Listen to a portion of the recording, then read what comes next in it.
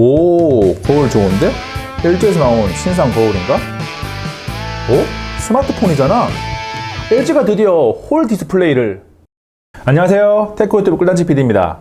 모두가 갤럭시 폴드, 아이폰 11, V50S 등 프리미엄 스마트폰에 집중하고 있을 때 아주 조용히 나온 녀석이 하나 있는데요. 바로 LG의 Q70입니다.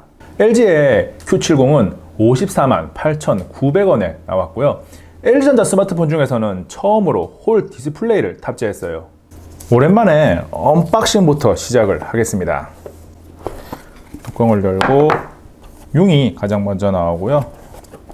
전화기가 이렇게 나옵니다. LG Q7 아니죠, LG Q70이고 사용설명서, 케이블, 번들 이어폰 등이 있고요.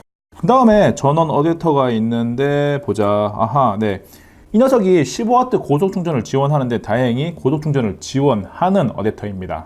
LG Q70은 미러 블랙 단일 색상으로 출시되었어요. 미러를 적용한 디자인은 굉장히 오랜만인데요. 지금 제가 잘 보이시죠? 거울 효과는 확실합니다. 평소에 거울을 자주 보는 분들에게는 꽤나 유용할 수가 있어요. 크기는 162.1 곱하기 76.8mm인데 갤럭시 S10-5G와 거의 똑같다고 보시면 돼요. 지금 옆으로 놔도 그렇고 크기가 거의 동일하죠. 두께는 8.3mm로 일반적인 수준인데 버튼의 위치를 자세히 볼 필요가 있습니다. 왼쪽에 볼륨 조절 버튼과 구글 어시스턴트 키가 들어가 있고 오른쪽에 전원 버튼이 들어가 있는데 전원 버튼의 위치가 조금 생소하죠. 보통 이 정도 위치에 많이 있는데 굉장히 위로 올라가 있어요. 다른 스마트폰들과 조금 다른 전원 버튼의 위치는 적응만 하면 사용하는데 크게 제한을 얻겠지만 적응하는데 약간의 시간은 걸릴 것 같아요. 이렇게 손으로 잡고 그냥 딱 잡았을 때 엄지손가락에 걸리지가 않고 반대손으로 잡았을 때도 검지에 걸리는 위치가 아니에요. Q70의 무게는 198g으로 요즘 나오는 스마트폰이 200g 내외가 많이 있어요. 그래서 제가 적응이 되어 있어서 그런지 모르겠는데 무게감은 그냥 보통이다라고 할 수가 있습니다. 이번에는 디스플레이를 살펴보겠습니다. 겉모습부터 보면 다르죠. LG전자 최초의 홀 디스플레이를 탑재했는데 베젤이 조금 두꺼워요. 상단도 그렇고 하단도 조금 두꺼운 편이고 측면도 약간 베젤이 느껴집니다. 요즘 워낙 베젤이 얇은 제품이 많이 나오다 보니까 조금만 두꺼워져도 충분히 체감할 수가 있네요. 디스플레이를 조금 더 들여다보면 FHD 플러스 해상도를 지원하는데 수치로 따져보면 1080 곱하기 2310입니다.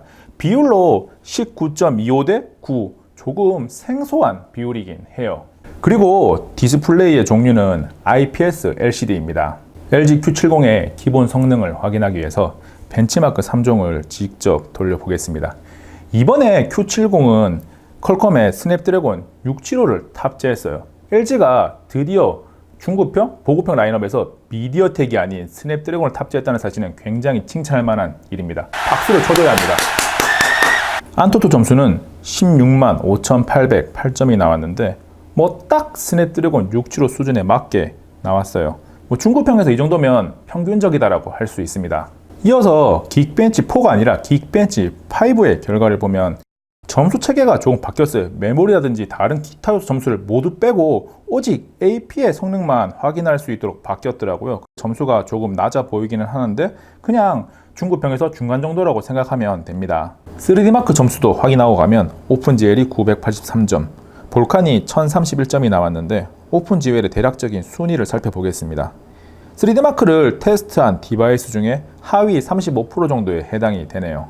요즘은 중고평 스마트폰으로도 게임 많이 하잖아요. 그래서 배틀그라운드 로딩을 한번 해보겠습니다. 얼마나 걸리는지 그대로 다 보여드릴게요.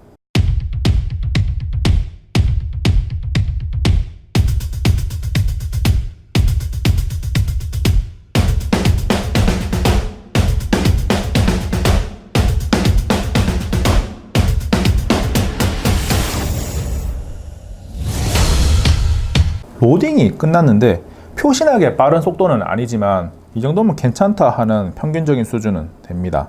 설정에 한번 들어가서 어디까지 지원을 하는지 보겠습니다. 화질은 HDR 고화질은 지원을 하지 않고 FPS는 울트라까지 지원을 하네요.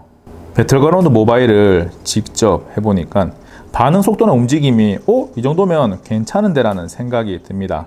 물론 프리미엄 스마트폰들에 비해서는 움직임이나 화질이 안 좋을 수는 있어요. 그래도 할만하다라는 생각은 듭니다. 이번에는 저장 공간의 성능을 확인할 수 있는 안드로 벤치를 돌리겠습니다.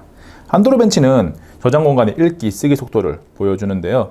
LG Q70이 4기가 램에 64기가 저장 공간을 가지고 있는데 저장 공간의 규격을 확인하지는 못했어요. 그래서 UFS 2.1을 탑재하고 있는 S10-5와 비교해서 어느 정도 성능이 되는지 보여드릴 거예요. Q70의 성능이 대략적으로 UFS 2.1 대비해서 50%에서 70% 정도 된다고 생각할 수가 있습니다. 카메라도 한번 살펴보면 전면 카메라는 1600만 화소가 들어갔고요. 카메라를 전환할 때 이쪽 홀 디스플레이 주변이 LED가 반짝이는 것을 확인할 수가 있어요. 다시 한번 보여드릴게요. 네, 노란색으로 반짝이네요. 후면에는 트리플 카메라가 장착되어 있는데 3200만 화소 메인 카메라와 1300만 화소 광각 카메라, 나머지 하나는 500만 화소 심도용입니다. 그래서 카메라에 들어가서 보면 화각을 두 가지를 선택을 할 수가 있습니다. 지금이 광각이고요. 일반각은 이렇게 촬영을 할 수가 있어요. 카메라에서 조금 아쉬운 부분이 해상도에 들어가 보면 4K 촬영을 할 수가 없습니다. 요즘 워낙 사람들이 스마트폰으로 영상을 많이 찍기 때문에 4K 촬영도 많이 이용을 하는데 그래도 중급형이라면 4K 촬영까지는 넣어줬어야 되는 게 아닌가라는 생각이 들어요. 그나마 다행인 것은 기능적으로는 제법 괜찮은데 더보기에 들어가면 다양한 모드를 사용할 수가 있고 전문가 사진 모드에 들어가서 다양한 값을 직접 세팅해서 사진을 촬영할 수가 있습니다. 그리고 아웃포커스에 가보면 후면은 특이할 게 없어요. 그런데 카메라를 전면으로 전환해보면 아웃포커스 동영상 촬영이 가능합니다. 전면 카메라로 촬영한 아웃포커스 동영상이 제법 볼만해요. 뒤에 블러 처리도 잘 되네요.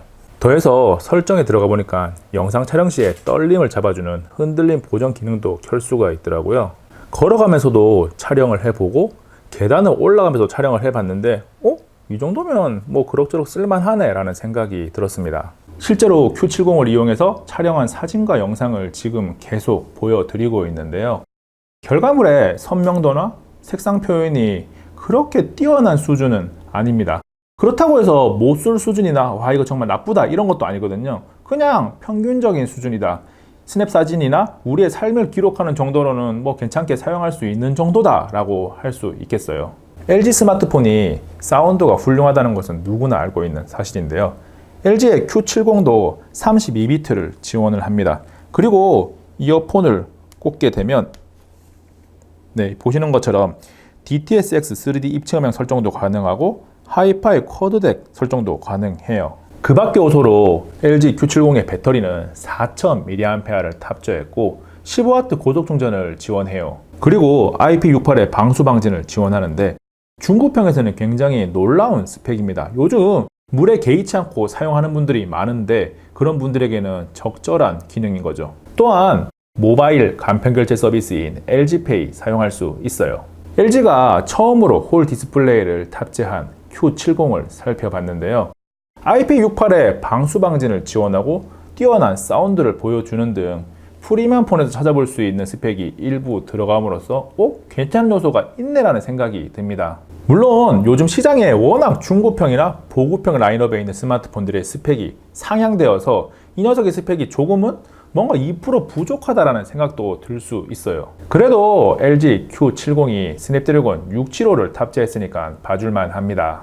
LG 홀 디스플레이 탑재 스마트폰 Q70에 대한 소개는 여기까지입니다. 안녕. 잠깐 구독과 좋아요, 알림 설정 하셨나요? 빠른 테크 정보와 특이한 실험이 있는 꿀단지 TV를 계속 만나보세요. 이미 눌렀다고요? 감사합니다.